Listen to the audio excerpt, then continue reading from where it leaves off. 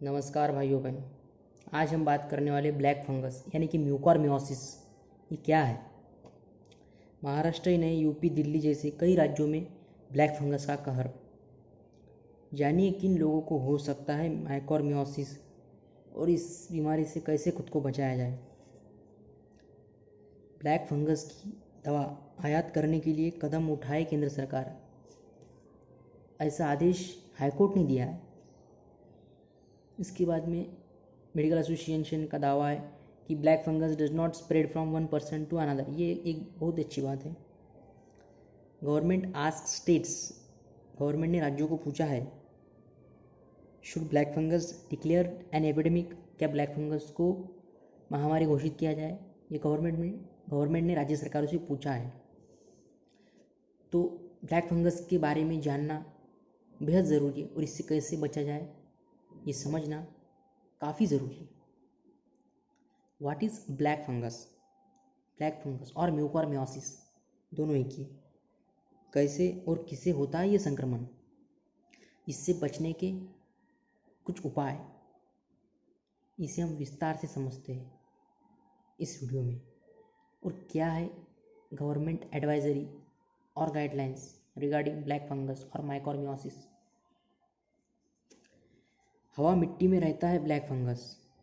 देश भर के डॉक्टर्स ने दी गाइडलाइंस, कैसे करें पहचान, बचाव और इलाज।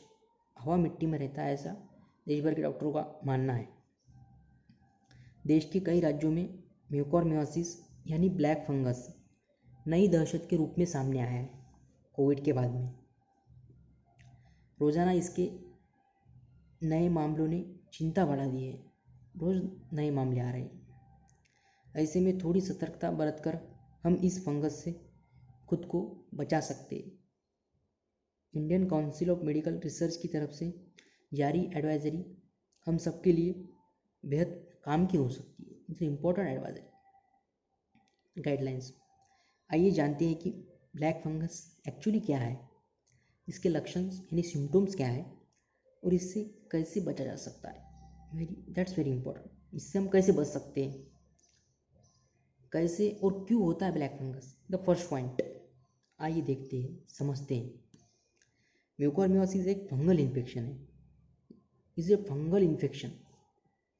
यह उन लोगों को प्रभावित करता है जिनका इम्यून सिस्टम किसी बीमारी या उसके इलाज की वजह से कमज़ोर हो जाता है।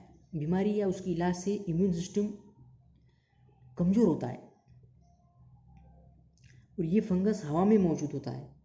और ऐसे लोगों में जो किसी बीमारी से पीड़ित है और उस बीमारी का इलाज ले रहे हैं, जिसकी वजह से उनकी इम्यूनिटी स्लो डाउन हो चुकी है, तो ये फंगस हवा में मौजूद होता है और ऐसे लोगों में, जो हमने बताया है, वैसे लोगों में संक्रमण पहुंचाता है, उनको संक्रमित करता है।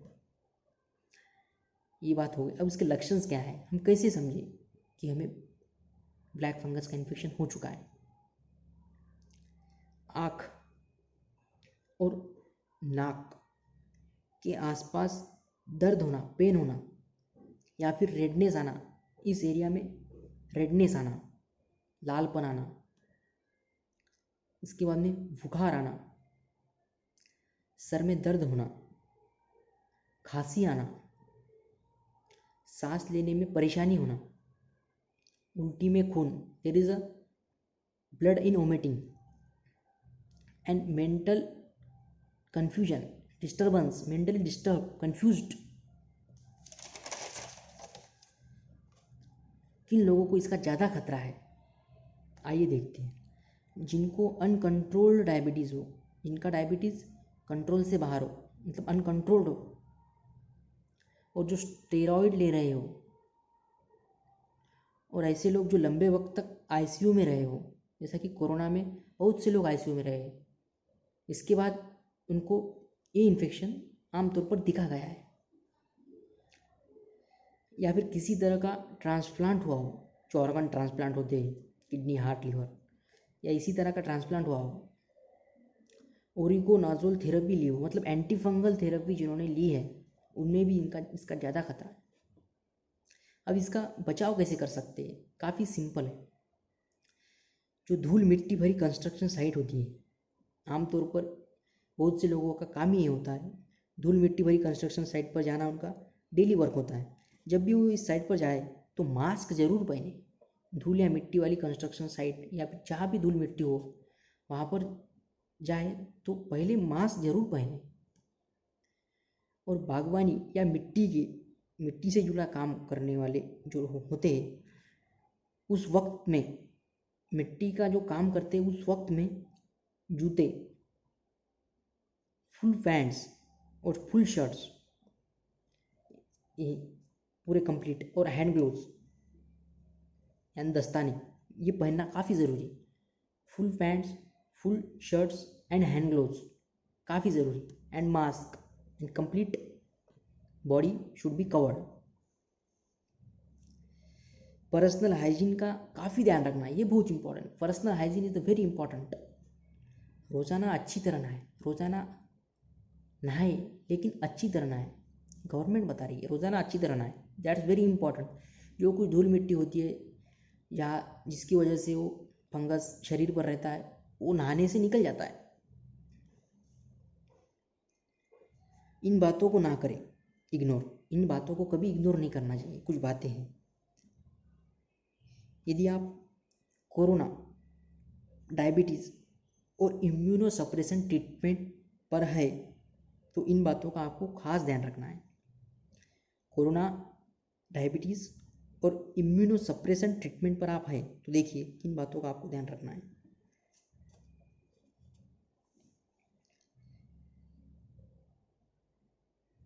नाक जाम है या नाक से काला या खूनी पदार्थ निकले, इसका ध्यान रखना है। नाक जाम है या नाक से काला या फिर खूनी पदार्थ निकले। इसके बाद गाल की हड्डी में दर्द हो रहा हो, गाल की जो हड्डी होती है उसमें दर्द हो रहा हो, नाक या फिर तालू के ऊपर कालापन आ जाए, ये एरिया नाक, और ये जो तालू के ऊपर कालापन आता है इसका आपको ध्यान रखना है।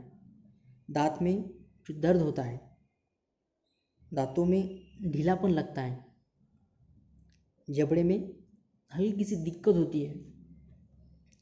उसके बाद त्वचा में घाव, बुखार, दर्द या धुंधलापन दिखे, त्वचा में घाव, उसके बाद में बुखार, पेन या फिर आंखों से धुंधलापन दिखे, खून का धक्का जमे, खून का जो जमा होता है वो भी एक आइडेंटिफिकेशन है। छाती में दर्द, पेन होना, there is a pain in breast, छाती में दर्द और सांस में दिक्कत, इन बातों को कभी इग्नोर नहीं करना चाहिए। ये सब चीज़ें आपको बता रही है कि आप इन्फेक्शन आपको हो चुका है या फिर होने वाला है। इन बातों का रखे ध्यान, कुछ बातों का आपको ध्यान रखना है। खून में ग्लूकोज की मात्रा को नियंत्रित रखें। खून में जो ग्लूकोज की मात्रा है उसको आपको नियंत्रित रखना है। आप जब कोविड से ठीक होने लगो, कोविड से ठीक होने के बाद डायबिटीज़ रोगी, स्पेशल डायबिटीज़ रोगी ब्लड ग्लूकोज पर नज़र रखें। It is very important, blood glucose पर नज़र रखें। स्टेरॉइड डॉक्टर की सलाह पर ही लें। Steroid should be taken by physicians advised. इनका सही समय, स्टेरॉइड का सही समय, सही खुराक मतलब मात्रा और सही समय तक ही इस्तेमाल करें। स्टेरॉइड का सही समय, सही मात्रा मिले और सही समय तक ही इस्तेमाल करें, that's very important. Oxygen therapy के लिए साफ और स्टराइल पानी का ही इस्तेमाल करें। ऑक्सीजन थेरेपी के लिए साफ और बिल्कुल स्टराइल पानी का इस्तेमाल करें।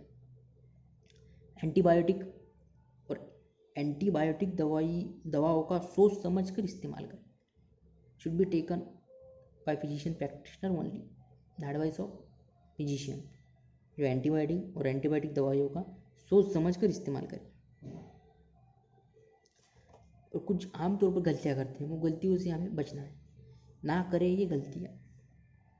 ब्लैक फंगस के लक्षणों को अनदेखा ना करें, ब्लैक फंगस के लक्षणों को कभी भी अनदेखा ना करें। अगर नाक बंद है तो इसे साइनेसाइटिस ना समझे, अगर नाक बंद है तो इसे साइनेसाइटिस ना समझे। खास तौर पर आप अगर हाई रिस्क कैटेगरी में हो, खास तौर पर आप अगर हाई रिस्क कैटेगरी में हो एट लास्ट स्टेज, डॉक्टर की सलाह पर KOH staining and microscopy culture, MALDI माल्डी TOF टॉफ, ये सब जांच करवाए। इलाज में देर ना करें, ये बहुत ज़रूरी, इलाज में देर कभी भी ना करें। पहला लक्षण दिखते ही अलर्ट हो जाए, जो अपने इन लक्षणों में आपको बताया गया है उसमें से पहला लक्षण भी आपको दिख गया तो आप अलर्ट हो जाइए, सावधान हो जाइए। अब आप स्थिति को कैसे संभालेंगे, एक बार होने के बाद चिकित्सक की निगरानी में संभालना है, ये बहुत ज़रूरी है। डायबिटीज़ और डायबिटीज़ कीटोएसिडोसिस, डायबिटीज़ और डायबिटीज़ कीटोएसिडोसिस को कंट्रोल में रखना है आपको। 2 फैक्टर, अगर मरीज़ स्टेरॉयड ले रहा है तो इन्हें बंद करने के लिए धीरे धीरे कम करें। अगर मरीज़ स्टेरॉयड ले रहा है तो स्टेरॉयड को बंद करने के लिए उसे धीरे धीरे कम कम मात्रा में कम करता रहे। इम्यूनो मॉड्यूलेटिंग दवाएं बंद करते, इम्यूनो मॉड्यूलेट जो करती है दवाएं इम्यूनिटी को, उन दवाओं को आप बंद करें। पहले से ही एंटी फंगल दवाएं ना लें, that's again very important. Radio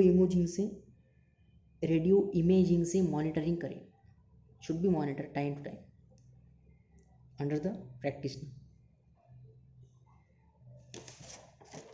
बस इन सब चीज़ों का आपको काफ़ी ध्यान रखना है। और ये सब जानकारी स्वास्थ्य अनुसंधान विभाग, स्वास्थ्य और परिवार कल्याण मंत्रालय, भारत की तरफ से जारी की गई है। इसका पालन करें और सेफ रहें। Take care.